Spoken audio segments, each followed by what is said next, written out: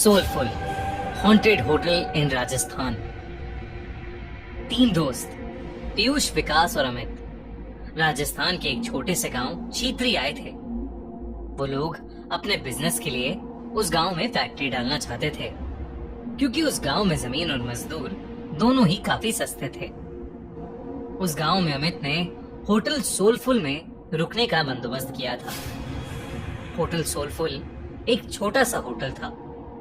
कोई आलीशान पत्थर नहीं थे उसमें, बस ईंट से बनी सफेद रंग की एक मंजिला इमारत और नीचे खाने का एक वेज रेस्टोरेंट, जिसमें भी टेबल और दरवाजों पर धूल लगी हुई थी, जैसे वहां का चूल्हा हफ्तों से जला ही नहीं था। जैसे ही वो लोग होटल पहुंचे तो उन्होंने देखा कि वहां कोई स्टाफ ही नहीं था।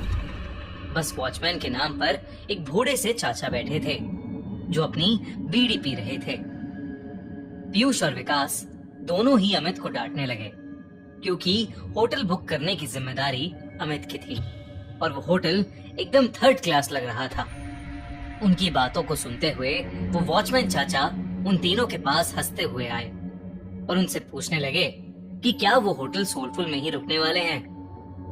उन तीनों ने सर हिलाकर हाँ कहा और चाचा जोर से हंस पड़े। हंसते हंसते ही फिर उन्होंने चलना शुरू किया और कुछ गुनगुनाते हुए वहां से चले गए। उन तीनों ने उस वॉचमैन चाचा को पागल समझकर उनकी बात पर ध्यान नहीं दिया। तभी रिसेप्शन पर एक आदमी आया, छोटे कद का, घनी मूंछों वाला। उसने उन्हें रूम की चाबी दे दी। वो लोग ऊपर अपने कमरे में गए, अपना सारा सामान रखा और कुछ देर आराम करने लगे। पीयूष को अचानक प्यास लगने लगी और रूम में पानी नहीं था। पीयूष पानी लेने के लिए जैसे ही रूम के बाहर निकला, उसे पायल की एक झंकार सुनाई दी। ऐसी आवाज जैसे कोई पायल पहने भाग रहा हो। पीयूष घबरा गया। उसको ये बात बेहद अजीब लगी, क्योंकि उस होटल में कोई और नजर नहीं आ रहा था।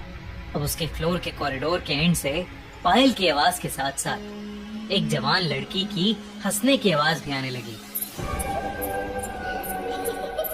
पीयूष उस आवाज के पीछे जाने लगा कि तभी उसके कंधे पर किसी ने हाथ रखा और पीयूष चीख पड़ा। पीछे रिसेप्शनिस्ट पानी लेकर खड़ा था। पीयूष ने अपनी बौखलाहट में उस रिसेप्शनिस्ट को डांटा और पानी लेकर वापस अपने रूम में चला गया। देर रात विकास रूम के बाहर होटल की बालकनी में खड़ा अपनी गर्लफ्रेंड से बात कर रहा था। उस बालकनी से हाईवे का लंबा रास्ता साफ दिखाई देता था। अचानक उस रास्ते पर एक एक्सीडेंट होता हुआ दिखा। विकास चौंक गया। वो नीचे दौड़ लगाने के लिए जैसे ही मुड़ा तो उसके पीछे सफेद कुर्ते में एक बूढ़ा आदमी खड़ा था। उस आदमी की लंबी सी सफेद दाढ़ी थी और मुंह पर ढेर सारी झुर्रियां थीं। विकास उस आदमी को देखकर घबरा गया था, क्योंकि वो आदमी सिर्फ हाईवे की ओर देखकर मुस्कुरा रहा था। फिर अचानक से उसने विकास को देखा और उसने हंसना बंद कर दिया। वो आदमी जैसे ही विकास की ओर बढ़ा, विकास डरकर अपने रूम में आ गया। रूम में आकर जब उसने अपने रूम की खिड़की से उस हाईवे पर देखा तो वहां कोई एक्सीडेंट नहीं हुआ था। अगले दिन तीनों फैक्ट्री की साइड देखने के लिए निकले, लेकिन गाड़ी शुरू होकर थोड़ा आगे ही बढ़ी थी कि अचानक बंद पड़ गई। दोस्तों, खूनी मंडे की थ्रिलिंग स्टोरीज के साथ साथ एंजॉय करो साउथ अफ्रीका की thrilling T20 cricket league SA20, जो आप जियो सिनेमा पर देख सकते हो एकदम free. Faf du Plessis, Buttler, Miller, Klaasen, Stoinis जैसे बिग हिटर्स इस लीग में खेल रहे हैं और अब इस लीग के क्वालिफायर्स और फाइनल होने वाले हैं। तो जल्दी से ट्यून इन करो जियो सिनेमा और देखो SA20 लीग। लिंक डिस्क्रिप्शन और पिन कमेंट में। साइड जाने के लिए कोई बस या सवारी भी नहीं थी, तो उन तीनों ने रिसेप्शनिस्ट के कहने पर शहर से एक मैकेनिक को बुलाया।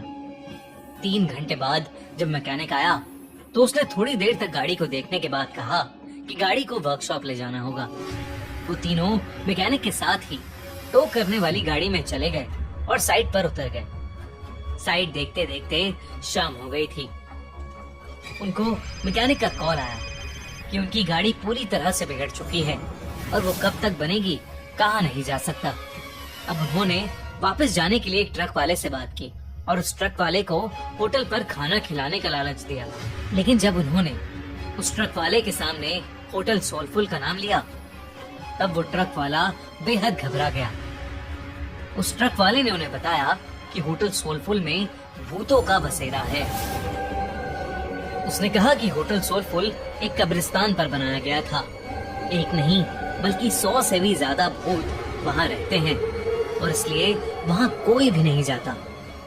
पीयूष और विकास के साथ हुए हादसों ने उन्हें सोचने पर मजबूर तो किया, पर अमित भूत प्रेत और सुपर नेचुरल चीजों में नहीं मानता था। उसने ये बात रफा दफा कर दी और ट्रक ड्राइवर से कहा कि वो उन्हें होटल से थोड़ा दूर ही उतार दे। बहुत मनाने के बाद वो ट्रक वाला मान गया और वो तीनों जैसे तैसे होटल पहुंचे। देर रात हो चुकी थी और तीनों कमरे में आराम कर रहे थे। अमित भी लेटे लेटे अपने फोन से खींची फोटोज देख रहा था, लेकिन अचानक वो उठकर बैठ गया। ऐसा लग रहा था जैसे उसके होश ही उड़ गए हों। उसकी तस्वीरों में उनके ही कमरे में कई सारे बच्चे दिखाई दे रहे थे। वो बच्चे शायद जो उस होटल में बसे भूत थे। अमित के हाथ पांव ठंडे पड़ गए। उसने पीयूष और विकास को जब फोटोज के बारे में बताया तो वो तीनों बहुत घबरा गए। वो उस होटल के रिसेप्शनिस्ट को ढूंढते हुए नीचे आए, लेकिन रिसेप्शनिस्ट का नामो निशान ही नहीं था। वहाँ उन्हें वो बूढ़े चाचा बैठे हुए मिले। उन्होंने ये सब उन बूढ़े चाचा को बताया तो उस बूढ़े चाचा ने हंसते हुए कहा कि जब वो होटल के अंदर आए थे तो 4 आत्माएं तो उनकी गाड़ी के ऊपर ही बैठी हुई थी। उन्होंने बताया कि होटल सोलफुल में पिछले 18 सालों से भूतों का साया था। जब से होटल बना था तब से यहाँ के भूत होटल में आने वाले लोगों को जिंदा वापस नहीं जाने देते। किसी के एक्सीडेंट्स करवा देते हैं तो किसी को आत्महत्या करने पर मजबूर कर देते हैं। फिर होटल की बालकनी की ओर इशारा करके उन्होंने बताया कि वहाँ देखो, वो सफेद कुर्ते में एक बूढ़ा आदमी खड़ा है। उस आदमी ने यहाँ होटल बनाने से मना किया था क्योंकि ये जगह कब्रिस्तान की थी, लेकिन कुछ महीनों बाद होटल के सामने वाली रोड पर उसकी एक्सीडेंट से मौत हो गई। और आखिर में उस वॉचमैन ने उन तीनों को बताया कि उनकी गाड़ी ठीक नहीं होने वाली थी। वो गाड़ी अपने साथ कई साए ले गई थी। होटल में रहने वाले उन बच्चों की आत्माओं को वो गाड़ी पसंद आ गई थी और शायद इसलिए वो तीनों अब तक जिंदा भी थे। उस बूढ़े वॉचमैन ने उनसे अपनी जान बचाकर वहां से निकल जाने को कहा। ये सब बातें सुनकर उन तीनों के पसीने छूट गए। उन्होंने फैसला किया कि वो अभी के अभी होटल से निकल जाएंगे। वो तीनों अपना सामान लेकर निकल ही रहे थे कि तभी उन्हें वो रिसेप्शनिस्ट मिला। वो तीनों उसे धक्का मार के वहां से तेजी से भागे। हाईवे पर आकर वो लोग आगे जा रही गाड़ियों से लिफ्ट मांगने लगे, लेकिन कोई गाड़ी रुकने का नाम ही नहीं ले रही थी। तभी वो रिसेप्शनिस्ट उनके पास आया और हाफते हुए उनसे पूछा कि वो लोग भाग क्यों रहे थे। रिसेप्शनिस्ट उन्हें होटल में वापस अंदर आने के लिए कहने लगा और तब अचानक से हवा के झोंके से उसका मफलर उड़ गया और उन तीनों को उसके गले में फांसी के फंदे का निशान दिखाई दिया। उन तीनों के पैरों तले जमीन खिसक गई। वो समझ गए कि शायद यहाँ सभी मर चुके हैं और कोई भी जिंदा नहीं है।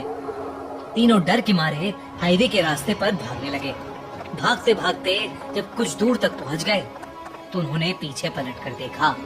हवा में कई सारे भूत उस होटल के चक्कर लगा रहे थे और रोड पर खड़े वो वॉचमैन और रिसेप्शनिस्ट उन्हें देखकर अजीब तरीके से मुस्कुरा रहे थे। चीतरी गांव के बारे में बात करने से आज भी वो तीनों बेहद घबराते हैं। उनकी जान तो बच गई, पर जिंदगी भर के लिए उनके मन में उस जगह का